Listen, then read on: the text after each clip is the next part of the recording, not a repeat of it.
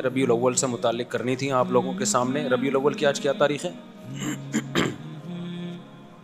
ربیع الاول بس آ ہی رہا ہے نا, 12 ربیع الاول. دیکھو چند دلائل میں ہمیشہ سے دیتا ہوں, ان کو ریپیٹ کر دیتا ہوں. نبی صلی اللہ علیہ وسلم نے فرمایا میری امت کے 73 فرقے ہوں گے. یہی فرمایا نا آپ نے, فرمایا کلہم فی النار, سب کے سب جہنم میں ہوں گے سوائے ایک کے. صحابہ نے پوچھا یا رسول اللہ وہ کون سا فرقہ ہوگا؟ آپ نے فرمایا ما انا علیہ و اصحابی, جس پر میں اور میرے صحابہ تھے. نبی نے یہ کیوں نہیں فرمایا کہ جو قرآن پر عمل کرتے تھے وہ جنتی ہوگا؟ یہ کیوں نہیں فرمایا کہ جو قرآن اور حدیث پر عمل کرتے ہیں وہ جنتی ہوں گے؟ یہاں قرآن کا تذکرہ نہیں ہے, بلکہ آپ نے فرمایا جس پر میں اور میرے صحابہ. وجہ اس کی یہ ہے کہ کیونکہ یہ 73 فرقے اسلام کی طرف منسوب ہوں گے نا, تو قرآن کو تو سب مانتے ہوں گے. کیونکہ اگر قرآن کا انکار کر دیں پھر تو اسلام رہا ہی نہیں نا, پھر تو اسلام کے فرقے تھوڑی ہوئے. تو ان میں ہر شخص سہارا قرآن سے لے رہا ہوگا. دلائل کہاں سے دے رہا ہوگا؟ قرآن سے. تو نبی کی حدیث کا مطلب یہ ہوا کہ ان کی قرآن کی آیتوں سے متاثر مت ہونا, بلکہ دیکھنا میرا کس پر عمل تھا. کیونکہ قرآن سب سے زیادہ سمجھنے والا میں اور قرآن پہ سب سے زیادہ عمل کرنے والا میں. تو قرآن کی آیت کی کوئی ایسی تشریح اگر کر رہے ہیں جس پر میرا عمل ہی نہیں ہے, اس کا مطلب وہ تشریح غلط ہو رہی ہے. جیسے ربیع الاول میں ایک دلیل دی جاتی ہے قل فبذالک قل بفضل اللہ وبرحمتہ فبذالک فلیفرحوا. اللہ سورہ یونس میں فرماتے ہیں ہم نے تمہیں قرآن کی نعمت دی تو تمہیں چاہیے کہ اس پہ خوش ہو جاؤ. اب لوگ کہتے ہیں اللہ تو کہہ رہے قرآن کی نعمت پہ خوش ہو جاؤ, تو نبی کی نعمت پہ تو اور زیادہ خوش ہونا چاہیے. تو نبی کی نعمت ہمیں ربیع الاول میں ملی ہے تو ہمیں ربیع الاول میں کیا ہونا چاہیے؟ خوش ہونا چاہیے. اب یہ قرآن کی ایسی تشریح ہو رہی ہے جس پر نبی صلی اللہ علیہ وسلم کا عمل نہیں ہے. یہ آپ اپنی تشریح کر رہے ہیں. کیونکہ قرآن کا اگر یہ مطلب ہوتا تو سب سے پہلے ربیع الاول میں نبی خوش ہوتے اور خوشی مناتے, پھر صحابہ خوش ہوتے اور خوشی مناتے. ہم تو دیکھ رہے ہیں نہ نبی نے خوشی منائی نہ صحابہ نے خوشی منائی. اب اس آیت کا مطلب کیا ہے؟ اس آیت کا مطلب یہ بھائی تمہیں قرآن کی نعمت ملی ہے خوش ہو جاؤ.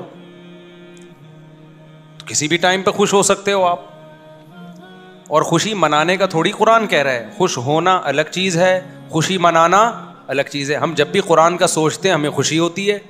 اب یہ تو نہیں کہ مٹھائیاں بانٹنا شروع کر دیں, ہم گلے میں ہار ڈالنا شروع کر دیں اپنے بھی اور دوسروں کے بھی کہ بھائی قرآن ملا ہے. تو بھائی وہ آج تھوڑی ملا ہے, وہ تو 1400 سال پہلے ملا ہے.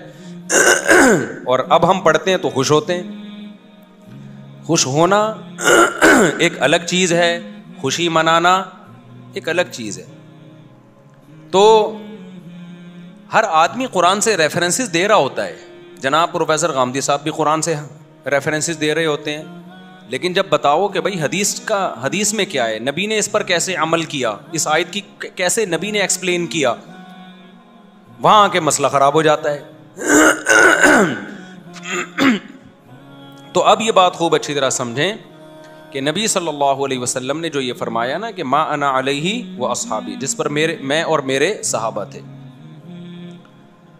اچھا یہاں تک بات ختم نہیں ہوئی. بعض حدیثوں کی ایسی تشریح کی جائے کرتے ہیں لوگ کہ جس پر صحابہ کا عمل نہیں تھا. تو نبی نے صرف یہ نہیں فرمایا کہ جس پر میں, بلکہ آپ نے اپنے ساتھ کس کو ایڈ کیا ہے؟ صحابہ کو بھی. کیونکہ جیسے قرآن کی آیتوں کی غلط تشریح کی جاتی ہے اسی طرح حدیثوں کی بھی غلط تشریح کی جاتی ہے. 3 طلاق کا 3 ہونا یہ تمام صحابہ کا فتویٰ ہے. اب کوئی آپ کے سامنے حدیث پیش کر رہا ہے کہ 3 طلاقیں ایک ہوتی تھیں, تو سمجھ لو کہیں گڑبڑ کر رہا ہے. وہ حدیث کو ایکسپلین کرنے میں غلطی ہو رہی ہے, اس سے حدیث کا مطلب سمجھنے میں غلطی ہو رہی ہے اس سے.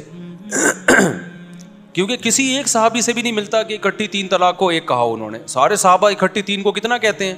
3 کہتے ہیں. ہمارے پیغمبر نے معیار بتا دیا. بھائی کوئی حدیث کو ایسے ایکسپلین کر رہا ہے کہ صحابہ کے اگینسٹ جا رہی ہے, نہیں ماننا اس کو. فرقے سارے یہیں سے بنتے ہیں. کوئی قرآن کا لیبل لگا کے فرقہ بنائے گا, کوئی حدیث کا لیبل لگا کے. اسی وجہ سے کیا کہا گیا ہے کہ جو جنتی فرقہ ہے نا وہ ہے اہل سنت والجماعت, جو سنت کو بھی مانتا ہے اور صحابہ کے اجماع کو بھی مانتا ہے, جماعت صحابہ کو بھی مانتا ہے. قرآن و سنت کی وہ تشریح نہیں کرتا جو صحابہ سے میچ نہیں کرتی. اس حدیث سے ہمیں پتہ چلتا ہے کہ بھئی جو اہل سنت والجماعت ہیں وہ جنتی فرقہ ہے. سمجھ میں آ رہی ہے بات کہ نہیں آ رہی؟ لیکن آج بڑا مسئلہ یہ ہے کہ جو آدمی کسی بھی غلط چیز کی طرف جائے گا وہ لیبل بہت اچھا لگا لے گا. مثال کے طور پر ہمارے ہاں بہت سے حضرات ایسے ہیں جو اسلاف کے اقوال کو نہیں مانتے, نام سلفی رکھ لیا انہوں نے. میں سارے سلفیوں کو برا نہیں کہہ رہا, لیکن بہت ایسے ملیں گے کہ اسلاف کے جب قول ان کے سامنے پڑھ پڑھ کے سنائے جائیں وہ نہیں مانتے اس کو, لیکن کہتے اپنے آپ کو کیا ہیں, سلفی کہہ رہے ہوتے ہیں. رنگی کو نارنگی کہیں, تند مال کو کھویا, چلتی کو گاڑی کہیں. جو چلتی بھی چیز ہے اس کو لوگ کیا کہتے ہیں, گاڑی. گاڑی کا مطلب تو گڑی بھی ہے. اور جو تند مال ہے اس کو کہتے ہیں جو اتنا بہترین مال کو کھویا, یعنی کوئی ہم نے دودھ بھی کھو دیا یہاں. اور نارنگی, حالانکہ وہ تو رنگی بھی چیز ہے نا, اتنا کلر پیارا ہوتا ہے, اس کو لوگ کیا کہتے ہیں, نارنگی, یعنی رنگی نہیں ہے اس میں.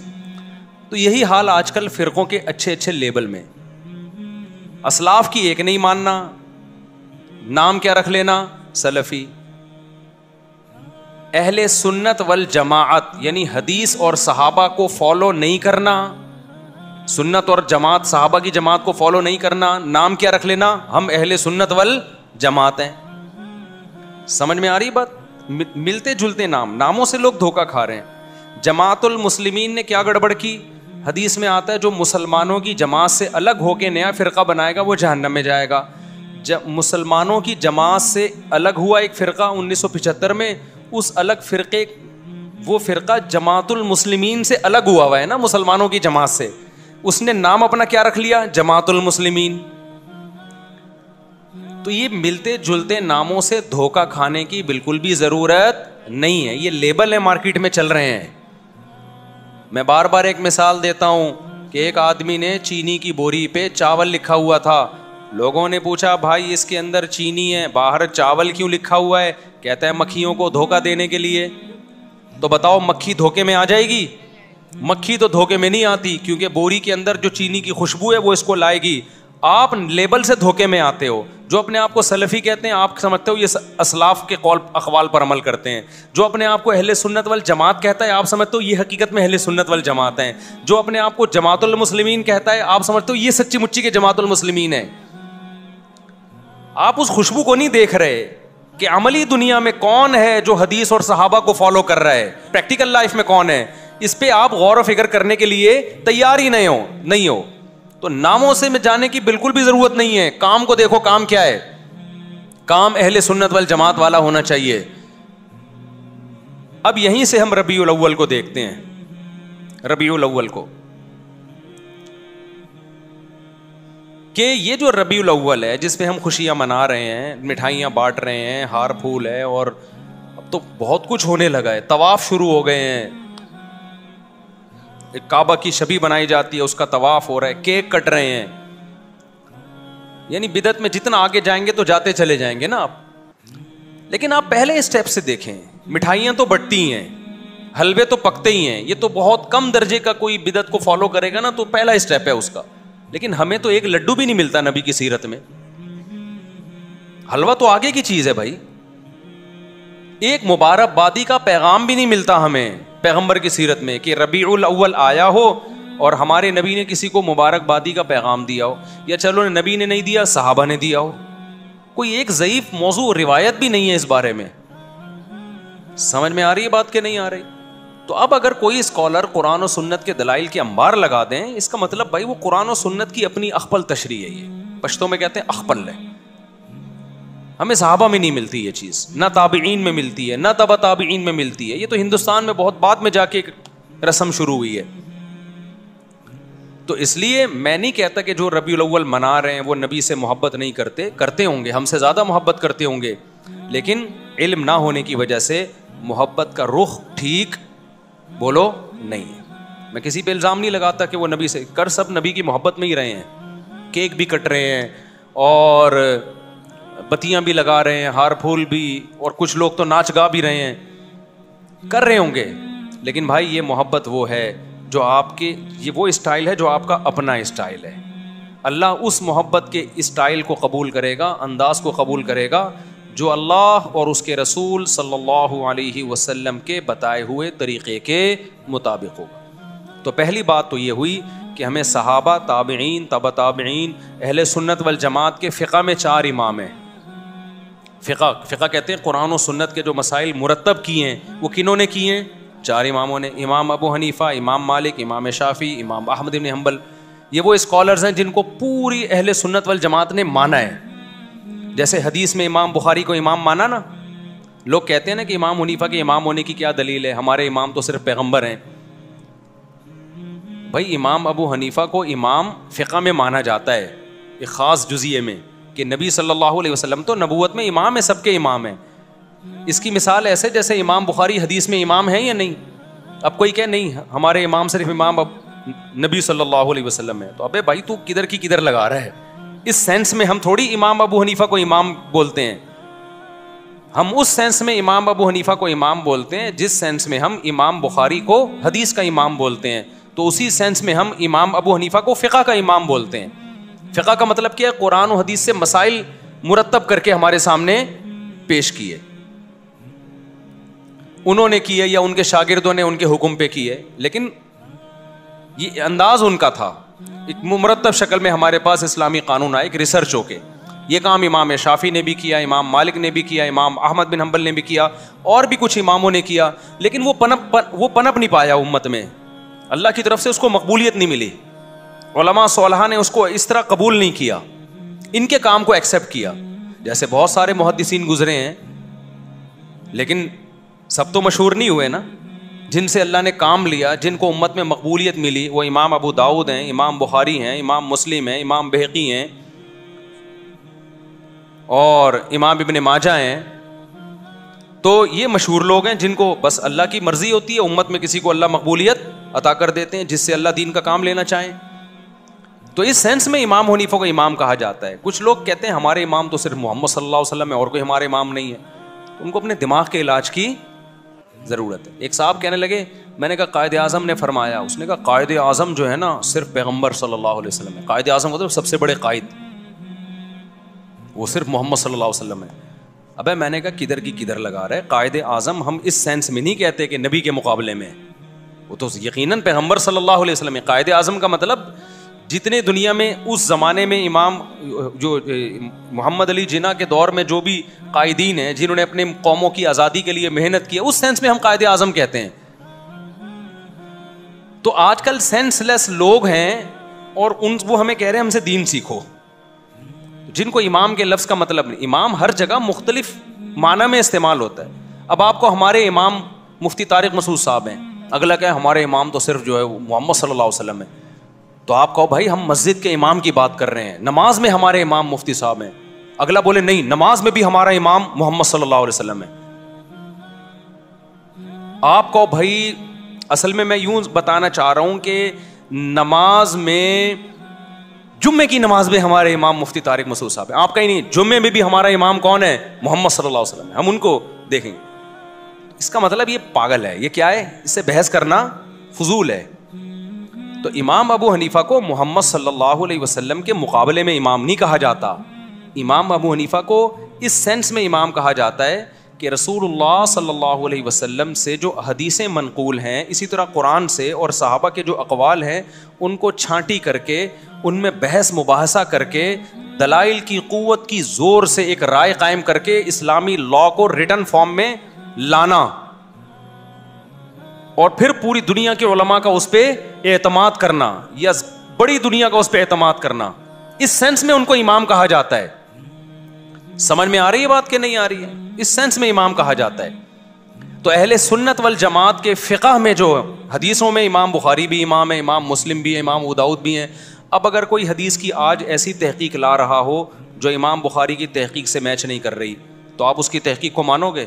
اٹھا کے دیوار پہ پھینک دو گے، بولا کہ تو نیا آیا ہے کیا؟ یہ کام ائمہ محدثین پہلے کر چکے ہیں. اسی طرح یاد رکھو فقہ میں یہ چاروں کو امام مانا گیا ہے اور ان کے شاگردوں کو ان کے بعد امام مانا گیا ہے, اور ان کے شاگرد صدیوں سے چلتے چلتے آج تک آ رہے ہیں. امام شافعی کے بھی امام احمد بن حنبل یہ امام بخاری کے استاذ ہیں. اب سوچو امام بخاری کا استاذ کیا بلا ہوگا, وہ میں بلا برے سینس میں نہیں کہہ رہا, یعنی علم میں کیا مقام ہوگا جو امام بخاری کے کیا ہیں, استاذ ہیں. اور پھر امام احمد بن حنبل کے استاذ ہیں امام شافعی, سمجھ رہے ہو. پھر امام شافعی کے استاذ ہیں محمد ابن حسن جو امام ابو حنیفہ کے شاگرد ہیں, اور امام محمد بن حسن کے استاذ کون ہیں, امام ابو حنیفہ. تو انہوں نے مرتب کیا ہے, ان کے شاگردوں نے کیا, لیکن انہی کے حکم پہ اور انہی کے اقوال کو ترتیب دے کے نا, کتاب الوضو, کتاب الزکوٰۃ, کتاب الصوم. اس سے پہلے یہ ترتیب ہمیں نہیں ملتی تھی, جیسے حدیثوں کی ترتیب نہیں ملتی تھی ہمیں, حدیثیں تو تھیں ترتیب نہیں تھی. تو ایسے ہی فقہ کے مرتب ہونے سے پہلے فقہ تو تھا, مسائل تو تھے, مرتب بعد میں کیا گیا ہے. اب جب ایک چیز مرتب ہو جاتی ہے نا تو پھر آپ اس کے پابند ہو جاتے ہیں. پھر اس میں یہ کہنا کہ اس کی کیا دلیل ہے کہ میں ابو حنیفہ یا امام شافعی کے فقہ کو فالو کروں, نبی کے دور میں تو کچھ بھی نہیں تھا. تو میرے بھائی یہ بالکل ایسی فضول بات ہے جیسے کوئی کہ مجھے کیا ضرورت ہے امام بخاری کی کتاب کو فالو کروں, نبی کے دور میں تو یہ کتاب تھی نہیں. بھائی نبی کے دور میں یہ ساری حدیثیں تھیں, مرتب بعد میں کیا گیا, صحیح ضعیف کو چھانٹا بعد میں کیا ہے. جب کر لیا تو اب آپ اس کو فالو کرنا پڑے گا آپ کو اس کو. تو اسی طرح نبی کے دور میں, صحابہ کے دور میں مسائل تھے, مرتب نہیں تھے, چھانٹی نہیں تھے, ضعیف قول بھی تھا, صحیح قول بھی تھا. ان ائمہ نے مرتب کر کے قانون کو مرتب کر دیا. اب جب مرتب کر دیا, پوری امت اس پہ جمع ہو گئی, اب آپ اس سے ہٹو گے تو آپ ایک نیا فتنہ کھڑا کرو گے. اب آپ کو اس کا پابند ہونا ہے. میں سمجھا پا رہا ہوں اپنی بات؟ تو اس لیے اب جو دلیل دی جاتی ہے وہ ایسے کہ قرآن, حدیث, اجماع امت اور فقہ, وہ اسلامی فقہ جو آج سے پہلے اہل سنت والجماعت کے اماموں نے مرتب کر دیا ہے. اب اس میں دکھانا پڑے گا آپ کو. تو ہم دیکھتے ہیں ان چاروں میں ربیع الاول کا تذکرہ نہیں ملتا ہمیں کہ ربیع الاول کوئی مقدس مہینہ ہے, یا ربیع الاول میں لڈو کھانا ہے, یا لڈو میں اس لیے بولتا ہوں مزہ لڈو میں ہے, حلوے بولنے میں مزہ نہیں آتا. بھائی ہم ربیع الاول میں لڈو کھا نہیں رہے, بولنے تو دو نا, اتنی بھی سختی نہیں ہے اسلام میں. تو لڈو کا جو مزہ ہے نا, اصل میں یہ لڈو میں نے یہاں سے سیکھا. ہمارے بچپن میں ایک دوست تھے, وہ کہیں رشتہ لینے بھیجا نا انہوں نے, تو ان کا رشتہ ہو گیا. تو وہ ہمارے بڑوں, خاندان کے بڑوں میں سے آتے تھے. تو اب وہ جس دن جا رہے تھے نا منگنی کرنے, تو میرا کزن مجھے کہہ رہا تھا ان کے دل میں لڈو پھوٹ رہے ہیں. تو وہاں سے مجھے لڈو کا لفظ یاد ہو گیا. ان کے دل میں کیا پھوٹ رہے ہیں, وہ اپنی نا مسکراہٹ چھپا نہیں پا رہے تھے. تو میرے دوست نے مجھے ان کے دل میں لڈو پھوٹ رہے ہیں. لیکن شادی کے بعد پھر جو ایسے ان کے دل میں کریلے پھوٹے ہیں نا, واللہ اللہ ہی جانے. تو خیر, تو ہم دیکھتے ہیں نہ امام ابو حنیفہ سے اس بارے میں کچھ منقول ہے, نہ امام شافعی سے, نہ امام مالک سے, نہ امام احمد ابن حنبل سے. یہ چاروں فقہ کے امام ہیں جن کو پوری دنیا میں فالو کیا گیا ہے. آپ انڈونیشیا میں جاؤ گے سارے شافعی ملیں گے, ملیشیا میں جاؤ گے سارے شافعی ملیں گے آپ کو, ایران میں جاؤ گے جو اہل سنت والجماعت میں سارے حنفی ملیں گے آپ کو, ازبکستان, آذربائیجان جو روس سے آزاد ریاستیں ہیں ان میں سارے حنفی ملیں گے آپ کو, پورا افغانستان حنفی ہے, پورا پشاور حنفی, پورا لاہور, سوائے چند فیصد لوگوں کے جو حنفی نہیں ہیں, وہ بھی اب حنفی نہیں ہوئے. ان کے باپ دادوں میں جاؤ گے وہ بھی سارے کیا تھے, حنفی. کچھ لوگ کہتے ہیں ہم منگول ہیں, تو منگول سارے حنفی تھے جب اسلام قبول کیا تھا انہوں نے. سمجھ میں آ رہی ہے بات؟ کچھ لوگ کہتے ہیں ہم کیا ہیں, منگول ہیں, تو آپ ماضی میں جاؤ گے سارے منگول کیا تھے جب اسلام قبول کیا تھا, سارے کیا تھے, وہ حنفی تھے. یہاں تک کہ آج جو یہ کہہ رہے ہیں نا ہندوستان پاکستان میں حنفی نہیں ہوں, تو وہ نہیں ہے تو اس کے ابا حنفی تھے, ابا نہیں ہو تو دادا حنفی تھے, دادا نہیں تو پردادا تو کنفرم کیا تھے, حنفی. اسلام آیا ہی حنفی ہی اسلام لے کر آئے ہیں بر صغیر میں. سمجھ میں آ رہی ہے بات؟ بر صغیر میں اسلام کون لے کر آیا ہے, حنفی لائے ہیں. تو سارے حنفی تھے. جتنے بر صغیر میں آپ کو حنفیوں کے علاوہ نظر آئیں گے نا, یا شافیوں کے علاوہ, تو وہ دادا پردادا پردادا کے اوپر, بس اس سے آگے ان کے سارے کون تھے, وہ حنفی. تو پوری دنیا میں جہاں بھی اسلام گیا ہے نا, اور آج تھوڑی گیا ہے, صدیوں پہلے گیا ہے, تو یا تو حنفی تھے. پورا افریقہ مالکی ہے, وہاں امام مالک کے فالوورز پہنچے جنگوں میں, جہاد میں, تو وہاں سارا کیا ہے, فقہ مالکی ہے. ملیشیا, انڈونیشیا, سارا کیا ہے, فقہ شافعی ہے. پورا ہندوستان، پورا بنگلہ دیش، پورا افغانستان، پورا برما، یہ پوری آبادی چائنا سے کئی گنا زیادہ ہے، یعنی کئی گنا تو نہیں لیکن بہت زیادہ ہے. یہ سارے کیا تھے بھائی؟ جب اسلام آیا حنفی تھے. کوئٹہ پورا کیا جب اسلام آیا؟ حنفی. افغانستان میں جتنے بڑے بڑے جہادی کمانڈر گزرے ہیں جو لڑتے رہے ہیں غیر مسلموں سے، ہندوستان میں آ کے جو راجپوتوں سے لڑائیاں ہوئی، ہندوؤں سے لڑائیاں ہوئی، پانی پت کی لڑائی، وہ سارے حنفی تھے. شاہ اسماعیل شہید رحمۃ اللہ علیہ جو انگریزوں کے خلاف جہاد کرنے نکلے، وہ اور ان کی فوج میں سارے کیا تھے؟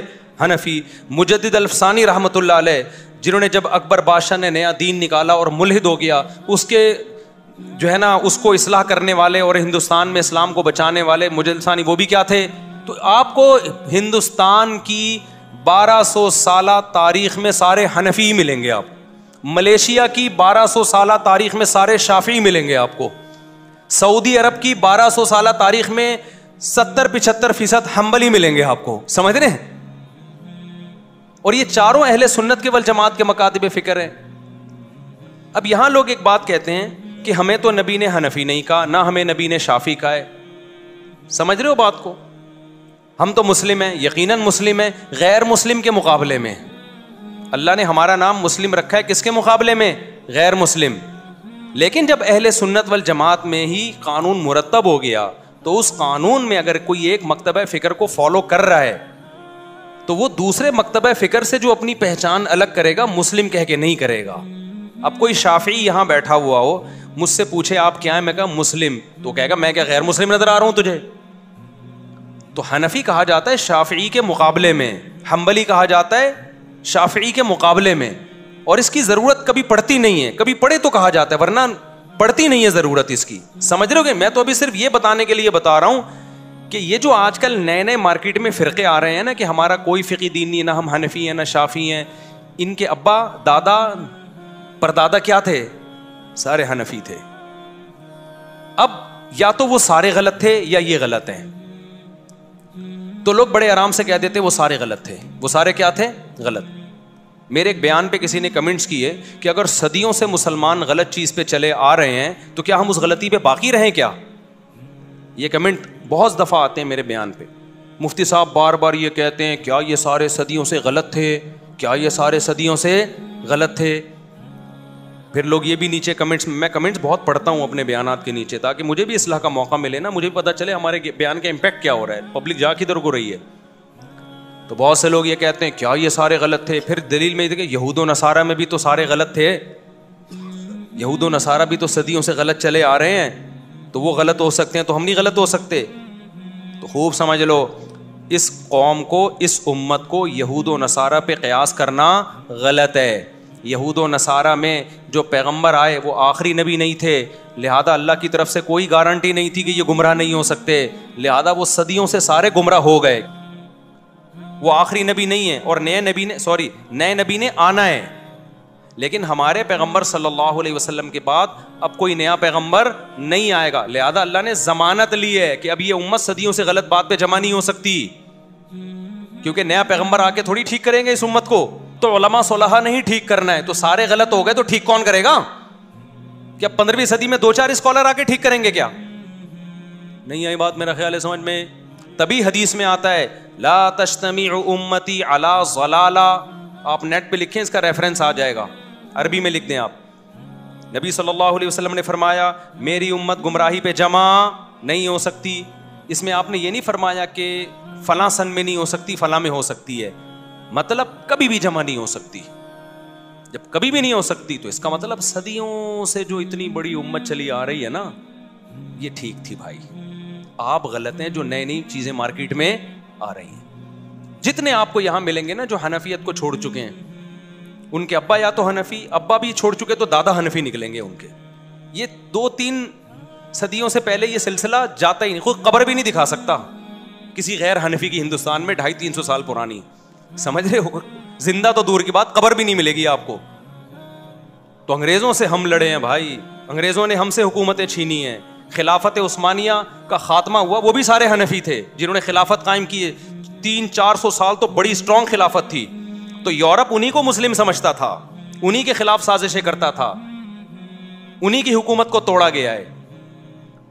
وہ اسلامی لا جو خلافت عثمانیہ میں 500-600 سال چلا ہے وہ تو فقہ حنفی تھا سارا, وہ بھی غلط. بنو عباس میں زیادہ تر فقہ حنفی تھا, وہ بھی غلط. بنو امیہ میں جو سب سے بڑے قاضی تھے امام ابو یوسف تھے قاضی القضاء, وہ بھی حنفی تھے. تو یار یہ کدھر کو آپ قوم کو لے کے جا رہے ہو ہیں؟ کوئی غیر مسلم جب اسلام قبول کرے اور آپ کو حنفی شافی سارے غلط ہوتے ہیں, ایک دین محمدی پہ آ جاؤ, تو غیر مسلم اس نعرے سے اٹریکٹ تو بہت ہوگا, لیکن اس کو ایک بہت بڑا سوال پیدا ہوگا کہ جب ہم کتابوں کی طرف جاتے ہیں, ہم علماء کی سیرت پڑھتے ہیں, تو 4 طبقات ملتے ہیں کتابوں میں. آپ جب بھی کسی عالم کی سیرت پڑھیں گے نا, تو یا تو طبقات حنفیہ میں ہوگا, یا طبقات شافعیہ میں, یا طبقات مالکیہ میں, یا طبقات حنابلہ میں. اس کے علاوہ کہیں ملے گا ہی نہیں آپ, الا ماشاء اللہ اکا دکا. علامہ شوکانی ہو گئے, ابن حزم ظاہری ہو گئے, چند ایک کروڑوں میں. سمجھتے ہو کہ نہیں سمجھتے ہو؟ تو یہ جو لیبل اچھے اچھے لگا کے آپ کو لوگ کہہ رہے ہیں نا ہم فرقوں کے خلاف ہیں, وہ فرقوں کے خلاف نہیں ہے, وہ ایک نیا فرقہ مارکیٹ میں لانچ کر رہے ہیں. میں بار بار یہ بات کہتا ہوں, سمجھتے ہو؟ اچھا, بات سے بات چل پڑی ہے. ابھی میں تو ربیع الاول پہ بات کر رہا تھا. لوگ یہ بھی کہتے ہیں کہ ان چاروں کو پہ ریسرچ کر کے ایک کیوں نہیں کر دیتے آپ. یہ بڑا سوال کیا جاتا ہے کہ یار 4 مکاتب فقہ ہیں, حنفی, مالکی, شافعی, تو قرآن حدیث سے ریسرچ کر کے ایک پہ آ جاؤ نا. دیکھو ان چاروں اماموں نے قرآن حدیث ہی پہ ریسرچ کر کے بہت سی چیزوں میں اتفاق کر لیا ہے. اب جن چیزوں میں ہو گیا ان میں تو چاروں متفق ہیں, سب میں ہر میں 4 رائے تھوڑی ہیں. بہت سے مسائل ایسے ہیں جن میں ریسرچ ہوئی 3 امام ایک طرف ہو گئے. بہت سے مسائل میں ریسرچ ہوئی 2 کی رائے ایک طرف اور 2 کی ایک طرف. کچھ مسائل ایسے ہیں جن میں 1 کی رائے ایک طرف اور 3 کی دوسری طرف. وہ ریسرچ کے بعد ہی ہوئی ہے.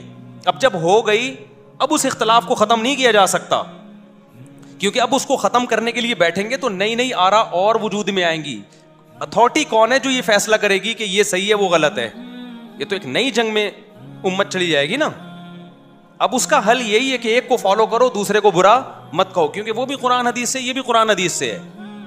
تو امت صدیوں سے اس ٹریک پہ چل رہی ہے اور بڑی کامیابی سے چلی ہے. اسی ٹریک پہ چلتے ہوئے دنیا پہ حکومت کی ہے. ہندوستان میں ہم نے 1000 سال حکومت کی. اگر ہم ہندوستان میں بیٹھ جاتے ہیں نا کہ نہیں یہ غلط ہے, نیا بناؤ, تو نیا نہیں بنتا. مسلمانوں کی تلواریں آپس میں ہی چلتی رہتی, ایک دوسرے سے مناظروں میں ہی ساری صلاحیتیں برباد ہو جانی تھی. سمجھتے ہو کہ نہیں سمجھتے ہو؟ تو منگول بھی کیا تھے بھائی؟ حنفی تھے وہ. تو اگر کوئی کہہ رہے کہ میں یوں, تو وہ باپ دادا سارے ان کے حنفی نکلیں گے آپ. تو اچھا, اور اگر پھر بھی میں کہتا ہوں کوئی نہیں مانتا ان چاروں مکاتب فکر کو, وہ کہتا ہے یہ غلط ہیں چاروں, ہم صرف مسلم ہیں, یقیناً ہم صرف مسلم ہیں, لیکن جہاں ضرورت ہوگی, جہاں فقہا کا اختلاف ہوگا, تو پھر تو مینشن کرنا پڑے گا نا میں کس کی رائے کو فالو کرتا ہوں. لیکن اگر آپ نہیں مانتے, آپ کہتے ہو چاروں غلط ہیں, میں قرآن و حدیث پہ لوگوں کو لاؤں گا. آپ کے خیال میں یہ تورات و انجیل پہ لے کر آئے ہیں, ہم قرآن و حدیث پہ لاتے ہیں, تو پھر میں آپ سے کہتا ہوں پھر آپ بھی ایک فقہ مرتب کر دو. کتاب الوضو, کتاب الزکوٰۃ, کتاب الصوم ایک لکھو جس پہ آپ کے مسلک کے سارے علماء کے دستخط ہوں. لیکن ایسا پاسبل نہیں ہے, کیونکہ ایک رائے ہوگی, دوسرے کی دوسری رائے ہوگی, تیسرے کی, اور اتنا اختلاف ہوگا جو چاروں اماموں میں بھی نہیں ہے. اتنا بڑا ایک اختلاف, تو 5واں مرتب ہی نہیں ہے کوئی. تو مرتب نہیں ہے تو ہم کیسے لوگوں کو کہیں کہ اس کو فالو کرو؟ ہے ہی نہیں. اب میں آتا ہوں ربیع الاول کی طرف. تو اب مجھے بتاؤ, قرآن میں ہے ربیع الاول منانے کا, حدیث میں ہے. اگر قرآن کی آیتیں سے آپ نکالتے بھی ہو, تو ہم پیغمبر کی سیرت میں ہمیں کیوں نظر نہیں آتا؟ صحابہ کی سیرت میں ہمیں نظر کیوں نہیں آتا؟ تابعین کی سیرت میں, چاروں اماموں کی کتابوں میں کیوں نہیں ہے؟ وہ تو زیادہ ماہر تھے وہ تو. اور ہمارے جو حضرات ہیں جو ربیع الاول مناتے ہیں, وہ تو امام حنیفہ کو کہتے ہیں اپنے آپ کو کہ ہم ان کی اتباع کرتے ہیں. وہ تو اپنے آپ کو حنفی کہتے ہیں. تو فقہ حنفی کی کتابوں میں دکھا دیں بھائی, جو معتبر کتابیں ہیں, اس میں بھی کہیں نہیں ملے گا آپ کو. اب رہ کیا گیا؟ اب رہ گئے ہمارے جذبات. تو دین جذبات کا نام نہیں ہے. دین کس کا نام ہے؟ اللہ, اس کے رسول کی اطاعت کا نام ہے. اب میں ایک بات آپ سے کر کے اپنی بات کو ختم کرتا ہوں. دیکھو, ہمیں حدیث میں ملتا کیا ہے کہ نبی صلی اللہ علیہ وسلم نے اپنی ولادت کے دن کو کیسے منایا ہے. منایا بھی ہے کہ نہیں منایا؟ ہمارے نبی صلی اللہ علیہ وسلم کی صحیح حدیث سے ثابت ہے کہ آپ پیر کے دن پیدا ہوئے. یہ بات سب مانتے ہیں, امت کا اتفاقی عقیدہ ہے کہ نبی کس دن پیدا ہوئے؟ پیر کے دن. آپ صلی اللہ علیہ وسلم پیر کے دن روزہ رکھا کرتے تھے. صحابہ نے پوچھا تو آپ نے فرمایا یہ میری ولادت کا دن ہے. مجھے بتاؤ روزہ اور عید یہ جمع ہو سکتے ہیں؟ بولو، عید کے دن کوئی روزہ رکھتا ہے؟ حالانکہ آپ صلی اللہ علیہ وسلم نے اور کوئی بھی ایسا کوئی دن منایا نہیں ہے، صرف ایک ولادت کو منایا. کس طرح سے؟ روزہ رکھ کے. اس میں یقیناً یہ حکمت تھی کہ امت اس کو سیلیبریٹ کرنا نہ شروع کر دے، اس کو تہوار کے طور پہ منانا نہ شروع کر دے. روزہ رکھ کے مہر لگا دو کہ اس میں تہوار اور عید کا عنصر ختم. اگر آپ صلی اللہ علیہ وسلم روزہ نہ رکھتے تو یہ نیوٹرل ہوتا ہے، یہ دن نہ تہوار کا ہوتا نہ روزے کا ہوتا. پھر بھی تہوار منانا جائز نہیں تھا، کیونکہ تہوار کے لیے ثبوت کی ضرورت تھی. قرآن و سنت سے ثبوت دکھانا چاہیے. ہم خود سے تو کوئی عید نہیں بنا سکتے نا بھائی. ایک عید الفطر ہے، اس کی ہمیں دلیل ملتی ہے. ایک عید الاضحیٰ ہے، اس کی دلیل ملتی ہے. بیچ میں کسی دن کو ہم عید منا لیں تو جائز ہوگا؟ لوگ بولیں گے قرآن حدیث سے دکھاؤ. تو اگر نبی صلی اللہ علیہ وسلم نے پیر کے دن روزہ نہ بھی رکھا ہوتا تو بھی یوم ولادت کو سیلیبریٹ کرنا یا تہوار کے طور پہ منانا ہمارے لیے جائز نہیں ہوتا، کیونکہ بخاری مسلم کی حدیث ہے لکل قوم عید ولنا عیدان. آپ نے فرمایا ہر قوم کے لیے ایک سال میں ایک دن تہوار کا ہوتا ہے، اور ہمارے کتنے ہیں؟ دو. تو دو، ایک عید الفطر اور ایک عید الاضحیٰ. یہاں تک بات کلیئر ہو گئی. لیکن ہمارے نبی نے اس سے آگے بڑھ کے باقاعدہ روزہ رکھا، اور روزہ اور تہوار جمع نہیں ہو سکتے. تو تہوار کا تو کانسیپٹ ہی ختم ہو گیا ہے. آپ کہہ سکتے ہو ہم رات کو مناتے ہیں عید میلاد النبی، ہم دن میں تھوڑی مناتے ہیں. ہم کب مناتے ہیں؟ رات کو. اور بڑی مشکل میں اسلامی تہوار جتنے بھی ہوتے ہیں دن میں ہوتے ہیں، راتوں میں غیر مسلموں کے تہوار ہوتے ہیں. عیسائیوں کی کرسمس صبح 8 بجے ہوتی ہے، رات کو 12 بجے ہوتی ہے. رات کو عیسائیوں کو دیکھا ہوگا سج دھج کے بتیاں وتیاں لگا کے جو بھی وہ کرتے ہیں. ہمارے تہوار دن کی روشنی میں، جبکہ دن میں نبی نے روزہ رکھ لیا. اب ایسا نہ ہو آپ 12 بجے کو روزہ رکھنا شروع کر دو. پیر کا روزہ ہے، 12 کا تو روزہ بھی نہیں ہے. یہ تو میں سمجھانے کے لیے، کیونکہ روزے کے لیے بھی ثبوت چاہیے.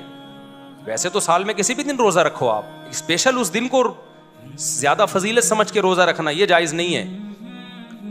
تو نبی نے اپنے یوم ولادت میں روزہ رکھا. پہلی بات، تہوار رات کو نہیں ہوتے. اسلامی تہوار کب ہوتے ہیں؟ دن میں ہوتے ہیں. کیوں؟ اسلام نے دن کی روشنی میں، کیونکہ رات کے نا جب خوشی مناتا ہے تو برائیوں کی طرف ذہن جاتا ہے انسان کا، شراب کباب کی طرف جاتا ہے. تبھی دیکھو کرسمس میں کتنی شرابیں پی جاتی ہیں، کتنا کچھ ہوتا ہے الٹا پلٹا. اسلام نے کانسیپٹ رات سونے کے لیے، عبادت کے لیے. دن کیا ہے؟ خوشی کے لیے. صبح صبح ہم عید کی نماز کیسے نہا دھو کے آتے ہیں، اس بہانے بہت سے پوستی صبح اڑے جاتے ہیں اس بہانے. کتنا نورانی وقت ہوتا ہے. جمعہ بھی ایک چھوٹی عید ہے، حدیث میں اس کو بھی مجازن عید کہا گیا ہے. اس میں بھی خطبہ ہوتا ہے جیسے عیدوں میں ہوتا ہے. اس میں بھی 2 رکعتیں ہوتی ہیں جیسے عید میں. جمعے کی وہی شرائط ہیں جو عید کی شرائط ہیں. جمعہ گاؤں میں نہیں ہوتا. صحابہ کرام گاؤں سے جمعہ شہر میں پڑھنے آیا کرتے تھے. عید کی نماز بھی گاؤں میں نہیں ہوتی. جمعے کے لیے بھی کچھ شرطیں ہیں کہ اتنے افراد ہوں گے تو جمعہ ہوگا. عید کے لیے بھی شرطیں ہیں کہ اتنے افراد ہوں گے تو عید کی نماز ہوگی. 2 آدمی عید کی نماز نہیں پڑھ سکتے، 2 آدمی جمعے کی نماز بھی نہیں پڑھ سکتے. عید میں بھی خطبہ ہے، جمعے میں بھی کیا ہے؟ خطبہ. عید کے دن روزہ رکھنا بھی حرام، اور اسپیشلی جمعے کو خاص کر کے روزہ رکھنے کو بھی نبی نے ناپسند کیا ہے. تو ساری باتیں جمعے میں عید والی پائی جاتی ہیں کہ نہیں پائی جاتی؟ اب آپ ذرا دلائل کو سمجھیں. اس سے پتہ چلتا ہے جمعے میں بھی عید کا کانسیپٹ ہے. اب آپ دیکھو، سب سے پہلے جو آسمانی مذہب ابھی جو باقی ہیں ان میں یہودی مذہب تھا. ان کے لیے ہفتے کا دن مقدس، ہفتے کے دن وہ جمع ہو کے عبادت کرتے. اس کے بعد کون سی قوم آئی؟ عیسائیوں کی. ان کے لیے کون سا دن مقدس تھا؟ اتوار کا. اس کے بعد مسلمان آئے تو کون سا ہونا چاہیے تھا؟ پیر کا. کیا خیال ہے بھائی؟ تو وہ تو نبی کا یوم ولادت بھی تھا. تو وہ تو 2 وجہ سے، ایک تو یہ کہ ہم عیسائیوں کے بعد آئے تو اتوار کے بعد پیر بنتا ہے، اور دوسرا ہمارے نبی کا یوم ولادت بھی ہے تو نور علی نور. اب تو ہمارے لیے پیر کا دن اور مقدس ہونا چاہیے تھا، اور تہوار منانا چاہیے، نہا دھو کے کپڑے پہن کے.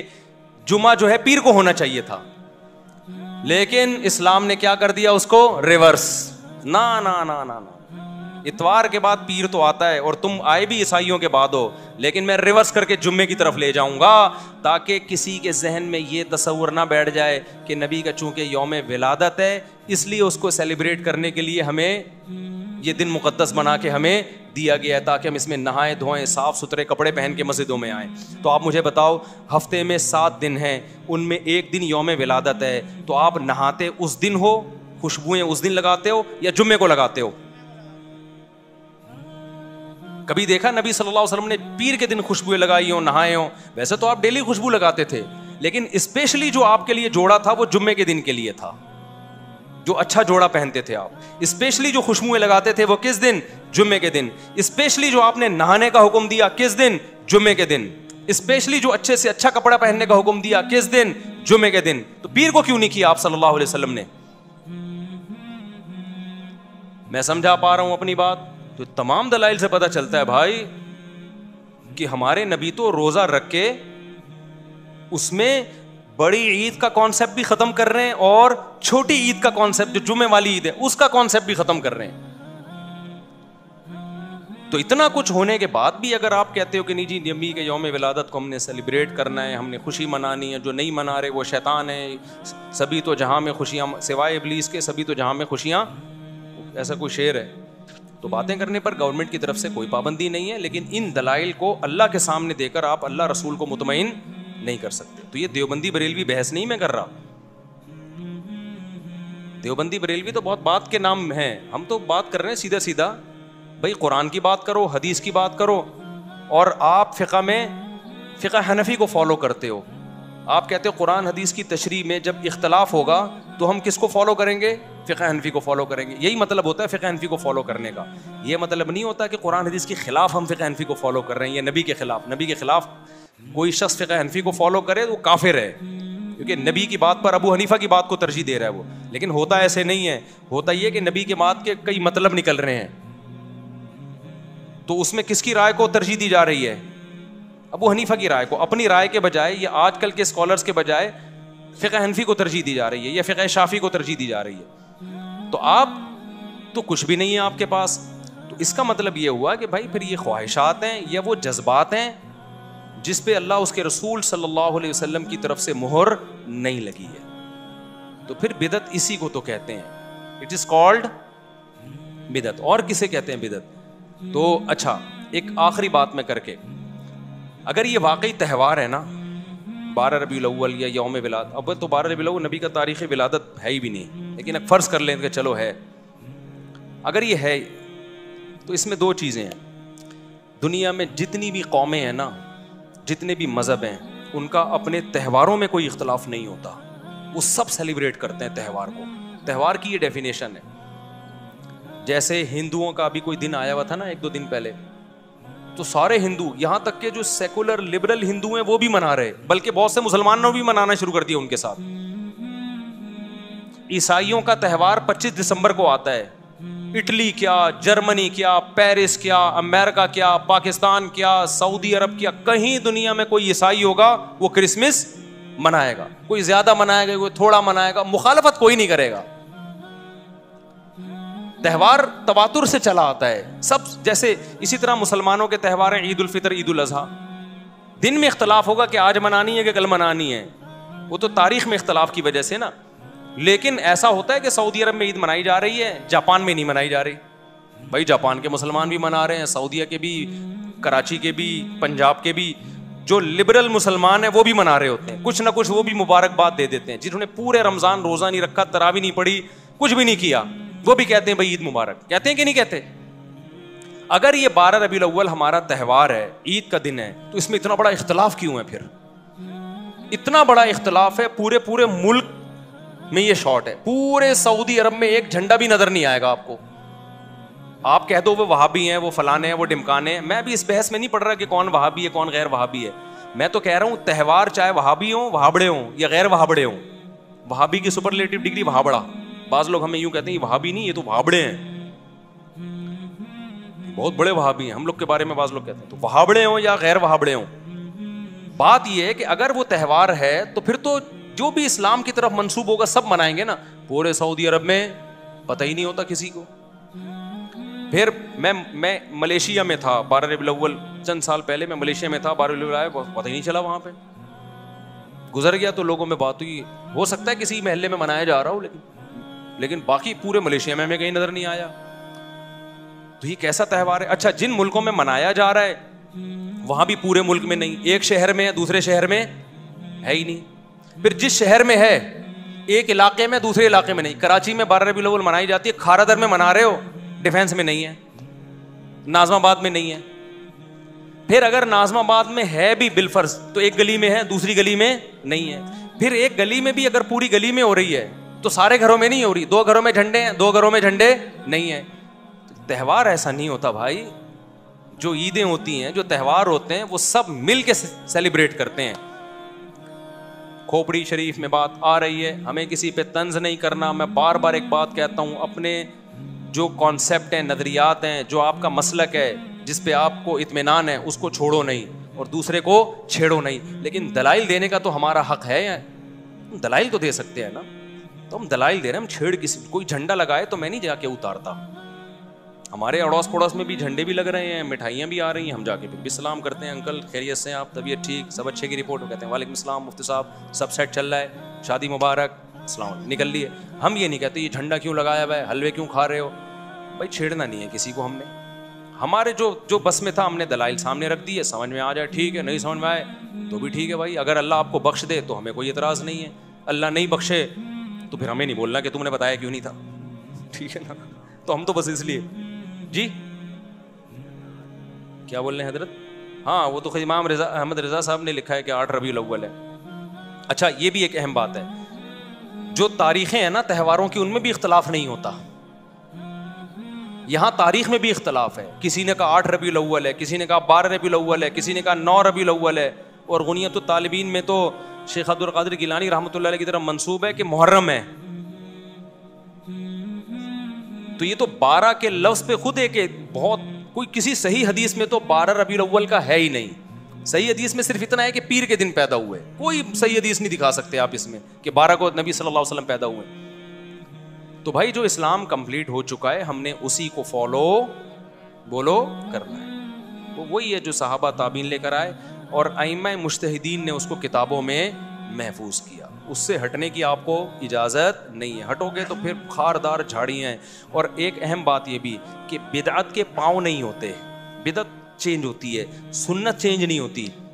دیکھو فجر کی 2 فرض سنت ہے نا، 1400 سال سے 2 ہی چلے آ رہے ہیں. چینجنگ ہوئی اس میں، لیکن بدعت میں چینجنگ ہوتی ہے. ربیع الاول پچھلے سال جس اسٹائل سے منایا جا رہا تھا اس سے پچھلے سال وہ اسٹائل آپ کو نہیں ملے گا. اس سے پہلے نہیں، 100 سال پہلے جو منایا جا رہا تھا وہ بالکل ہی ڈیفرنٹ تھا. اس میں کیک کاٹنے کا، لڈو کا تصور ہی نہیں تھا. اس میں صرف جلسے ہوتے تھے اور ہار پھور اور تھوڑا بہت. تو ہر سال اس میں کیا ہو رہی ہے؟ چینجنگ. سنت ایک جیسی رہتی ہے، بدعت میں چینجنگ ہوتی رہتی ہے اور یہ ہر سال بدعت بڑھتی ہے. اب تو بہت سے بریلوی علماء بھی پریشان ہیں کہ یار یہ کیا ہو رہا ہے. مفتی منیب صاحب کا کتنی دفعہ بیان آیا ہے کہ یہ ہماری قوم چل کس طرف پڑی ہے، یہ کیا تماشا ہو رہا ہے. آپ نے سنا ہوگا کئی دفعہ انہوں نے بھی احتجاج ریکارڈ کروایا ہے نا. بھائی جب آپ نے بدعت کی ایک چیز رکھ دی ہے تو پھر قوم کو لگام کس اصول پہ دیں گے آپ. مثال کے طور پر آپ اذان سے پہلے الصلاۃ والسلام علیک یا رسول اللہ پڑھتے ہیں. ہمارے پاس جواب آسان ہے، بھائی نبی کے دور میں یہ نہیں ہوتا تھا تو ہم نہیں پڑھیں گے. آپ نے کہا اس میں ممانعت بھی نہیں ہے نا، درود پڑھنا تو بذات خود اچھا کام ہے، تو ہم اگر اذان سے پہلے پڑھ لیں تو کیا جا رہا ہے. اب آپ پھنسو گے. کیسے پھنسو گے؟ کل کوئی شخص اٹھے گا اور اذان ختم کرے گا لا الہ الا اللہ اور کہے گا محمد الرسول اللہ. ہم تو اس کو روکیں گے، ہم کہیں گے بھائی نبی سے اللہ اکبر سے لے کے لا الہ الا اللہ تک اذان ثابت ہے، نہ اس سے پہلے کچھ ایڈ کرو نہ اس کے بعد. آپ کس بیس پہ روکو گے؟ وہ کہے گا بھائی محمد الرسول اللہ کی مخالفت بھی تو نہیں ہے نا، میں کوئی غلط بات تھوڑی کر رہا ہوں. کلمہ تو مکمل نہیں ہوتا جب تک نبی کی رسالت کا اقرار نہ کیا جائے. تو یہ دکھاؤ نبی نے منع کہاں کیا ہے، تو آپ دکھا سکتے ہو. تو وہ چینج ہوگی. کل کوئی آئے گا وہ محمد رسول اللہ بھی کہے گا، پرسوں کوئی آئے گا تو وہ کہے گا اذان سے پہلے بھی اذان سے بعد بھی صلاۃ والسلام، ترسوں کوئی آئے گا. اب آپ دیکھو ہمارے ہاں مسجدوں میں کتنے آرام سے امام اور مقتدی سکون سے چلے جاتے ہیں. اینڈ ٹائم پہ امام مصلی پہ آتا ہے نماز جیسے کہ سنت ہے. کتنی حدیثوں میں ہے کہ نبی صلی اللہ علیہ وسلم جب مصلی پہ آتے جماعت کھڑی ہوتی اس وقت، ہے کہ نہیں ہے؟ اور جب فرض نماز ختم کرتے تو امام اور مقتدی کا رشتہ ختم ہو جاتا. یہ حدیثوں میں ہے، سب آزاد ہوتے. ہمارے یہاں کتنا آسان ہے, میں آیا مصلی پہ نماز پڑھائی, اس کے بعد میں آزاد ہوں, وہیں سنتیں پڑھوں, بہتر ہے گھر جا کے پڑھوں, ختم کہانی. لیکن اگر آپ قرآن اور سنت کو فالو نہیں کرتے, خود بھی پھنستے ہو, دوسرے بھی پھنستے ہیں. اب بہت سی مسجدوں میں ہم نے دیکھا ہے امام صاحب آئیں گے, پہلے سے بیٹھے ہوئے ہوں گے, تنخواہ اتنی مل رہی ہے جتنی ہمیں مل رہی ہے, ذمہ داری کیا ہو رہی ہے امام کی, ڈبل. وہاں کے امام غصہ کرتے کہ یار یہ دیوبندی مولویوں کے بڑے مزے ہیں یار, آئے پتلی گلی سے نکل لیے, تنخواہ اتنی مل رہی ہے جتنی کس کو مل رہی ہے, ہم کو. اب وہ آئیں گے, بیٹھیں گے, پہلے اقامت ہوگی, حی علی الصلاۃ پہ کھڑے ہوں گے سب, پھر امام کو اجتماعی دعا کرانی ہے لمبی جہری. وہ آپ نے ایک امام کو ٹینشن میں ڈال دیا, مقتدی بھی نہیں اٹھ کے جا رہے, وہ ایک ٹینشن میں آ گئے. آپ کہہ سکتے ہو دعا سے کوئی ٹینشن میں نہیں آتا, یقیناً نہیں آتا جب اپنی مرضی سے مانگ رہا ہو. جب گن پوائنٹ پہ مانگ رہا ہو تو بھی ٹینشن ہی ٹینشن ہے, ٹینشن ہی ٹینشن ہے. وہ اپنی مرضی سے تھوڑی مانگ رہا ہے, اس کو پتا میں گیا تو لوگ کہیں گے بھابڑا, نماز پڑھاتے ہی نکل لیا. امام کو یہ ہوتا ہے کہ ابے مجھے بھابڑا بولیں گے, تو اب وہ بیٹھا ہے بیچارہ, وہ دعا کرا رہا ہے, یا اللہ, بڑی لمبی دعا ہوتی ہے. پھر وہ بھی کافی نہیں ہے, دعا کے بعد امام نے سنتیں بھی وہیں پڑھنی ہے, پھر سنتوں کے بعد ایک اور جہرن لمبی دعا مانگنی ہے اس نے. تو بیچارہ یہ گن پوائنٹ پہ ہو رہا ہے. تو وہ امام کا حوصلے کو داد, میں کہتا ہوں تنخواہ ڈبل کرو کم از کم. خیر, تو اسی طرح عید میں جو گلے ملنے والا کانسیپٹ ہے, ہم بار بار کہتے ہیں رسول اللہ صلی اللہ علیہ وسلم سے یہ ثابت نہیں ہے. ہم آسانی سے مشکل سے بڑی آسانی سے نکل گئے ہم. اب میں جب عید کی نماز پڑھاتا ہوں, میں لوگوں سے کہتا ہوں بھائی ہول سیل کے حساب سے سب کو دعائیں, ٹھیک ہے نا, مبارک, اور پتلی گلی سے نکل لی ہم. لیکن جو لوگ کہتے ہیں گلے ملنے چاہیے, سنت ہے, یا یہ کہ نبی نے روکا بھی تو نہیں ہے نا گلے ملنے سے, تو مانگو. وہ عید کے دن جو ٹینشن ہوتی ہے نا, وہ جس پہ گزرتی ہے وہی جانتا ہے. سب سے 3 دفعہ گلے ملنا ہے, یوں ملو, پھر یوں ملو, پھر یوں ملو, پھر وہاں سے نکلے وسیم بھائی آ رہے ہیں, یوں ملو, پھر یوں ملو, پھر یوں ملو, پھر غفار بھائی آ رہے ہیں, یوں ملو, پھر یوں ملو, پھر یوں ملو, پھر سبکتگین صاحب آ گئے, پھر ان سے ملو, پھر تبسم صاحب آ رہے ہیں وہاں سے, پھر اور غفار بھائی آ رہے ہیں, پھر وہاں سے تو نام جمشید آ رہا ہے وہاں سے. صرف وہ نہیں آ رہا جس نے آپ سے قرضہ لیا ہوا ہے, جس کے انتظار میں آپ اس کو تلاش کر رہے ہو, وہ ملے تو چھوڑوں گا نہیں اس کو, وہ نہیں آئے گا. کس قدر ٹینشن ہے یار, کس قدر ٹینشن. ایک گلی سے گزرنا مشکل, یوں جا رہے ہو وہاں سے 10 آدمی آ رہے ہیں, ابے تینوں سے گلے ملو, پھر وہاں سے ٹن مارا ادھر سے 20 آدمی آ رہا ہے, خود بھی مصیبت میں, دوسرے بھی مصیبت میں. ہلکا پھلکا رکھو یار, عید ہے, کوئی عذاب تھوڑی ہے. تو ہم کتنے آرام سے پتلی گلی سے نکل لیتے ہیں. میں جو عید پڑھاتا ہوں تو السلام علیکم جی, پتلی گلی نکلو گئے, لوگ بھی نہیں ملتے, کہہ رہے ہیں بس کافی ہے. کوئی پرانا دوست آ گیا تو چلو مسافہ کر لیا اس سے, بہت ہو گیا, کوئی پرانا آ گیا تو چلو. گلے ملنا بذات خود حرام تو نہیں ہے نا, لیکن اس کا التزام کرنا کیا ہے, یہ ناجائز ہے, اس کو سنت سمجھنا ناجائز ہے. تو اتنی ٹینشن یار, اتنی ٹینشن. تو بدعت میں جب بھی انسان جاتا ہے اپنے لیے بھی ٹینشن اور دوسروں کے لیے بھی ٹینشن, اور جب بھی سنت پہ رہتا ہے خود بھی ہلکا پھلکا اور دوسرے بھی